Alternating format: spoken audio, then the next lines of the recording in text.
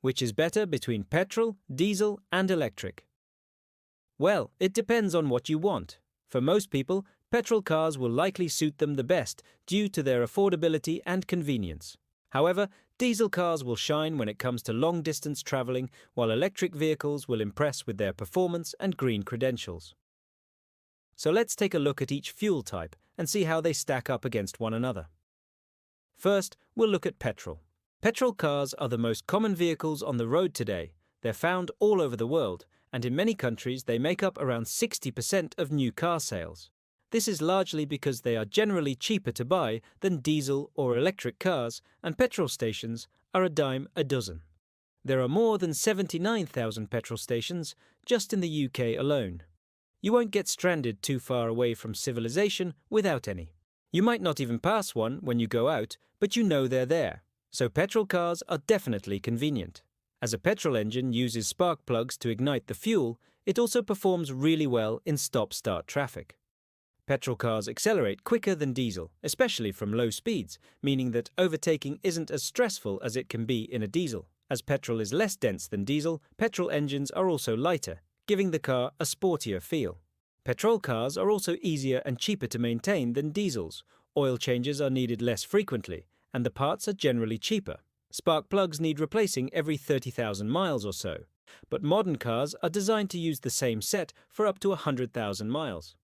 Air filters only need changing once a year or 10,000 miles, whichever comes first, and they cost less than £10. That said, fuel costs can add up over time if you do a lot of miles. Petrol cars are nowhere near as fuel efficient as diesel cars, emitting more CO2 per kilometre travelled. According to official figures, a petrol engine emits 200 grams of CO2 per kilometre versus 140 grams from a diesel engine. However, most drivers don't drive according to these official tests, and if you drive a lot of city miles, this figure will be closer to 160 grams per kilometre. Now, let's talk about diesel. Diesel cars are popular with motorists who cover a lot of miles, especially in larger vehicles like SUVs and trucks. Unlike petrol engines, diesel engines work by compressing the air inside the cylinder before injecting fuel. The mixture is then ignited by the heat produced by compression. This means a diesel engine has more power than a petrol engine of the same size. This high torque makes it much easier to move large objects or trailers. This is why most trucks and SUVs are diesel. But it also means that a diesel engine car can perform well in hilly areas where the engine needs lots of torque to pull the vehicle uphill. While the fuel used by diesel engines is slightly more expensive, the improved fuel economy means it costs less to run a diesel car than a petrol car over time. According to government figures, a diesel car will cost 58p per mile compared to 72p per mile for a petrol car. On a 10,000-mile journey, you could be saving yourself £1,040. Diesels are also more durable than petrol engines and will last longer. If you keep up with the servicing schedule, you should expect your car to hit 200,000 miles. Petrol engines aren't as strong and are likely to fail long before that. That said, diesels are heavier, so they're not as nimble as petrols. Older diesels in particular tend to produce smoky exhaust fumes, and newer ones still produce more NOx than petrol engines, although this is significantly less than older models. While modern diesels are cleaner than ever, they are still being unfairly targeted by local authorities looking to improve air quality in big cities. London is the worst offender. Drivers caught entering the capital in a diesel vehicle have to pay a £12.50 daily fee.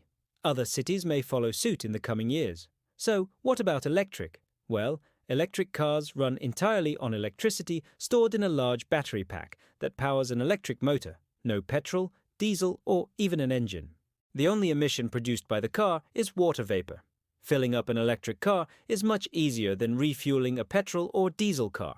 You can charge at home overnight or pop into a public charging station for a quick top-up. This is becoming increasingly convenient as there are now more than 7,000 public charging stations in the UK alone, and new ones are being installed all the time. Electric cars are also very quiet. You won't hear any of the engine noise in the cabin. Even outside the car, they are whisper quiet.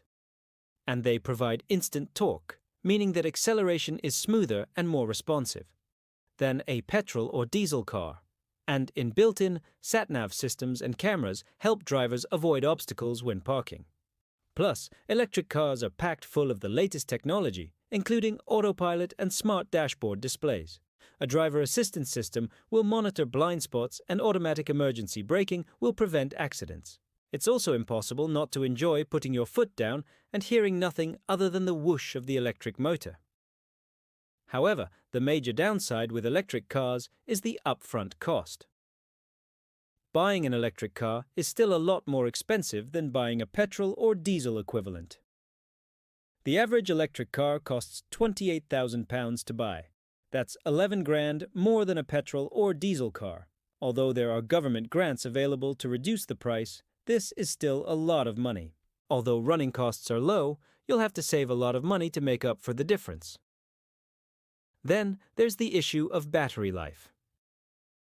The battery pack that powers the electric motor will lose capacity over time. Once it loses its ability to hold a charge, it will need to be replaced at a cost of £8,000 to £10,000. So, which is the cheapest option? Well, it depends on how much you drive. Petrol cars are the cheapest to buy, but the most expensive to run. In fact, the RAC estimates that a petrol car costs 72 pence per mile compared to 58 pence for diesel, and just 4 pence for an electric vehicle. Of course, these are just the direct costs. You need to take into account the total cost of ownership, including the purchase price, fuel, insurance, maintenance, and repairs.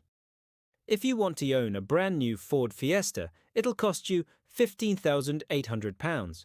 Over 3 years or 36,000 miles, you'll spend £1,336 on fuel, £480 on maintenance, and £462 on insurance, bringing the total cost of ownership to £18,380.